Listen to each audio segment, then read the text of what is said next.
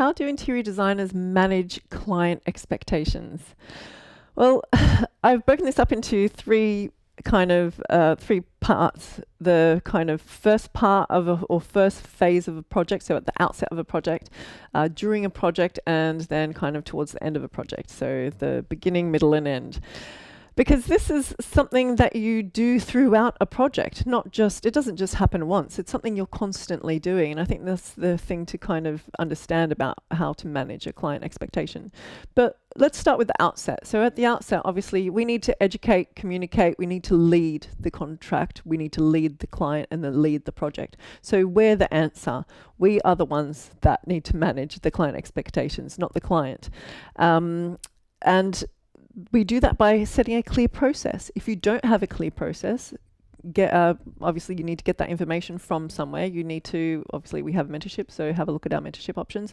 If you don't know how to create a clear scope of work or how to agree a clear scope of work, that is something you need to do. You need a clear contract that has all of the bits and pieces of the type of work that you're doing as an interior designer. So from start to finish, that contract should be protecting you. And it doesn't only protect you, it protects the client as well. So it gives both of you a way of dealing with certain situations, and that's why it's so important. Also, it gives you the confidence to say, well, no, that's not what the contract states, so this is an alteration to that contract. Is that something you want to discuss? And then obviously you always give that back to the client. Is that something you want? This is not what we've agreed. Is that something you want? And that kind of gives you a tool to communicate, but also manage that expectation. But also, remember, it always comes back to you. You've got to be the big person who steps up and says, actually, hold on a second, this is not what we've agreed, or this is not the part of the process. Do you want it to be? We could work something out. But that's always got to be you that is the person, because you're leading the project. You're the project manager or lead designer. So it's up to you to be the person who says these things and who triggers that.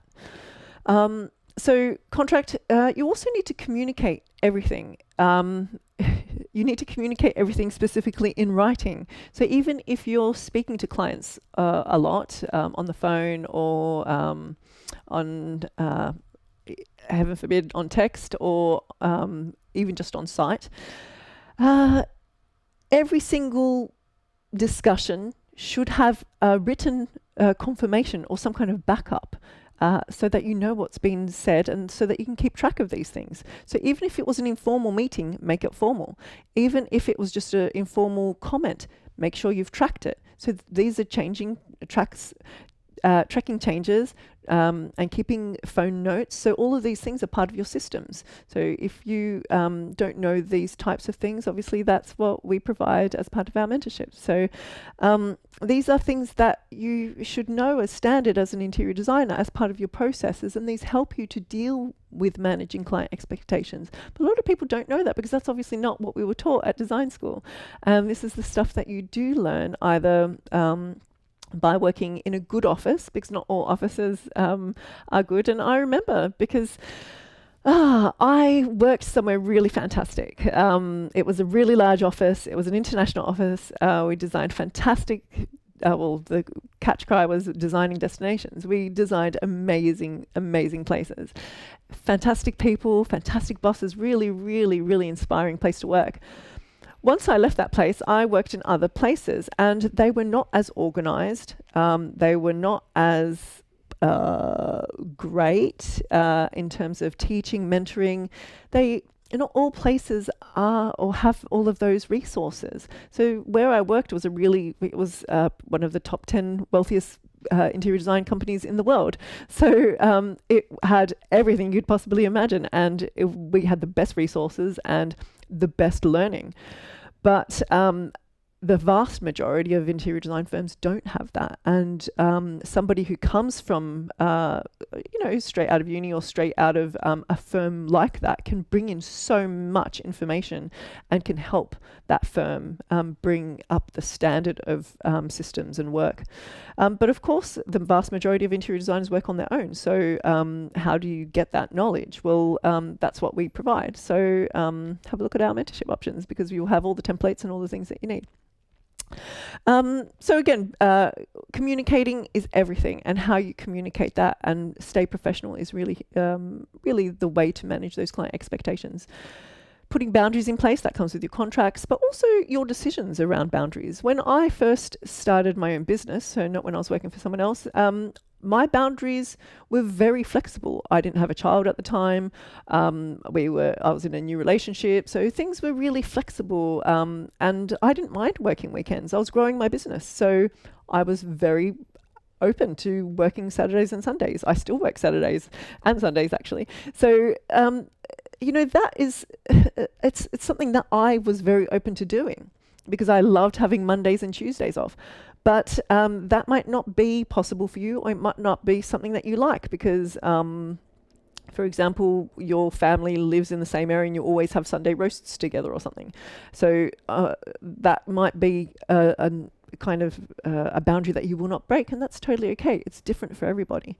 So setting those, though, and making those clear and communicating that, you can't just assume that somebody isn't going to, I contacted on Christmas Day, and that was that was my boundary, I suppose. But at the time, I didn't communicate that, because my clients were allowed to text me, they were allowed to WhatsApp me, they were allowed to message me on any platform, until I put boundaries in place. But again, it may not be wrong, as long as you're following up with those things and making sure that those processes are working for you, and you're still getting everything in writing and documenting everything. So it might work for you, especially if, for example, I work with a lot of Middle Eastern clients, and with those clients, the best way to communicate is through WhatsApp. And because of that, as long as you've got the processes in place to deal with those kinds of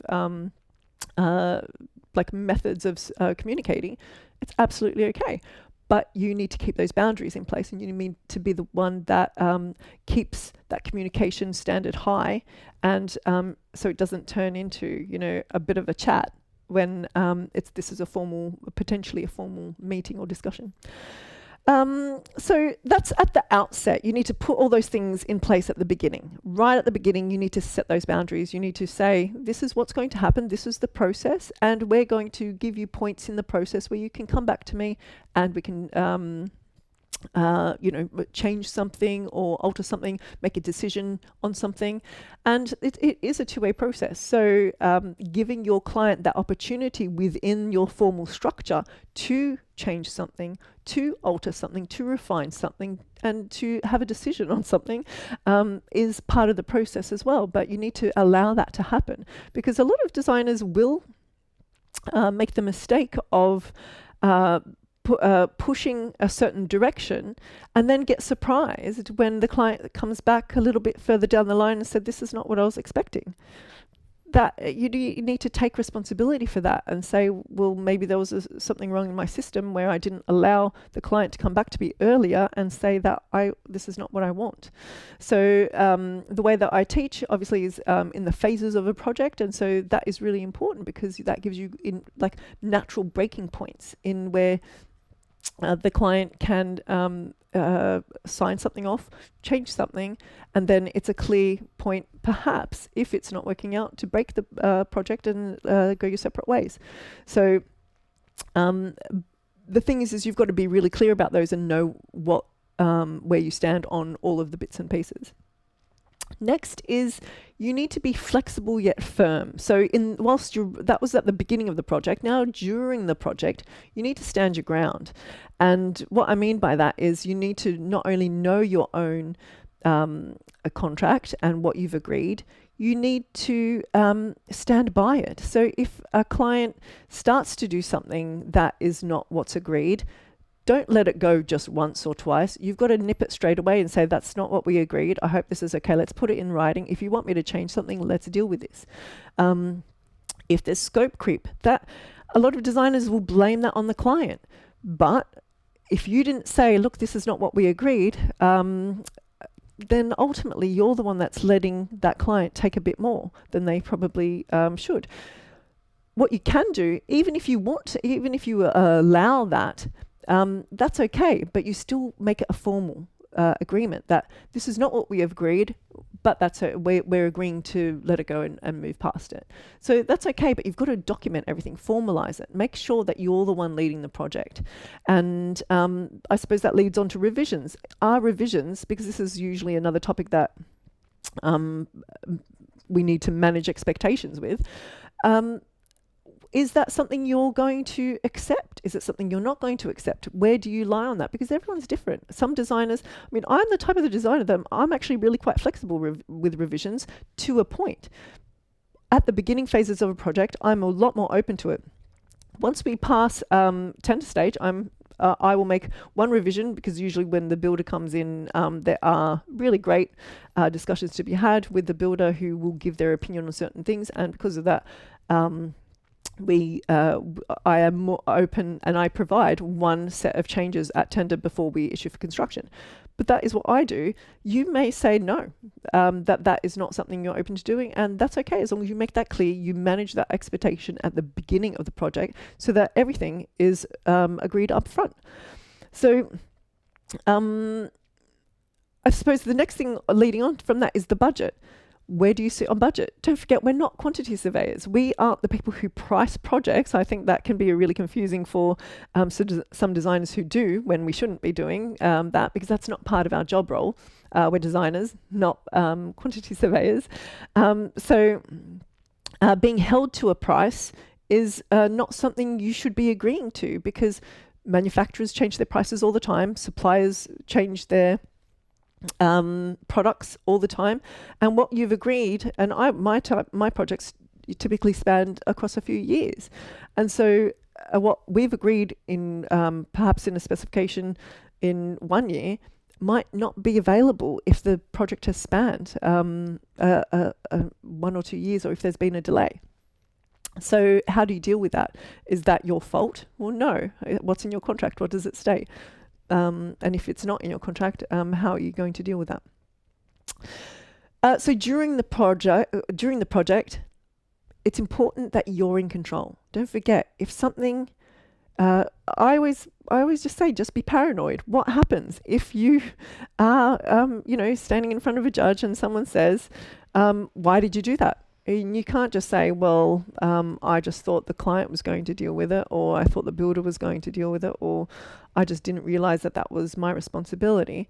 You've got to be the professional. Always come back and say, look, this is not what we've agreed. Know your contract inside out, and say, look, even if this is not something you want to do, let's talk about it. Let's just communicate what is going on here.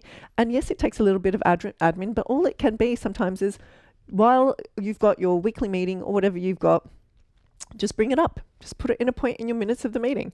And that is just how you deal with it. It can be one sentence in a meeting and it's dealt with. It's noted.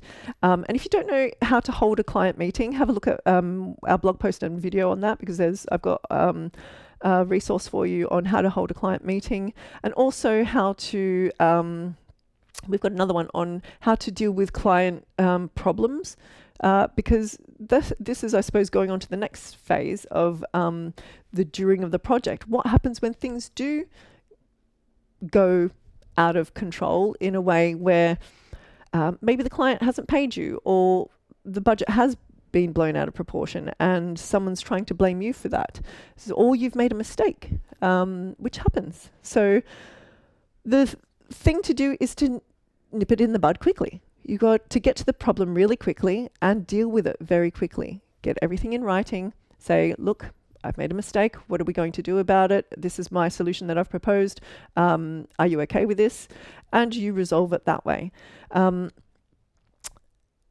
I would go and have a look at that client problems post, how to deal with client problems. There's a video on it, and you can also have a letter that I've written that you can see how to formulate that professionally, with certain key things that need to be in there, which are trying to resolve the problem in a very professional way.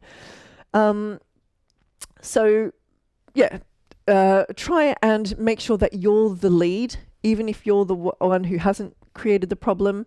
Be the first person to pick it up and say, look, I'm managing this project. We need to deal with this. It could just be, just something you raise in a meeting and then follow up with it later. And I think, again, this can be a little bit easier if you're a more confident person, because if you're not confident to raise this, you might just wash over it, and it could become a bigger problem if you don't deal with it. So dealing with something really quickly will build trust with your client. It'll make your clients trust you so much more, and they'll know that if there is a problem on a project, you will fix it, because that's your job, which takes me on to the kind of how to deal with managing client expectations at the finish of a project. Well, part of our job is problem solving. Construction is not an easy job in the sense that there's a lot of different things that we're managing and a lot of different things that can go wrong. And because of that, we are kind of the people who are fighting the battles, I suppose. We are the problem solvers. And that is because we've got creativity. It's our project that we're managing. We want a good result, not only for us, but for our clients. And so things do go wrong. But if you don't have the tools to deal with those things that go wrong, if you let them skip past and you don't deal with them professionally, then these things fester and kind of get into a bigger problem than they should be. So to finish up, you're the answer. You're the person that manages the client expectations. It's not your client's thing. It's you need the tools to do that. If you need those tools, that's what we provide. So come and have a look at our mentorship. But if you don't search them out, you really need to find trusted information on how to manage projects professionally. Obviously, that's what our blog posts are about. This is what our YouTube videos are about. You've got trusted information here, some skills and knowledge that you can find. And if you want some extra help, we've also got our mentorship options. So have a look at those. So how do you manage client expectations at the beginning of the project? You need to be educating and communicating at the and obviously holding onto your contract. During the project, you need to be flexible yet firm, and then at the end of the project, you need to be the person who's the answer, who is the problem solver. I'm Jo Krobak. I'm an architect and interior designer, and the CEO of the Interior Designers Business School in London.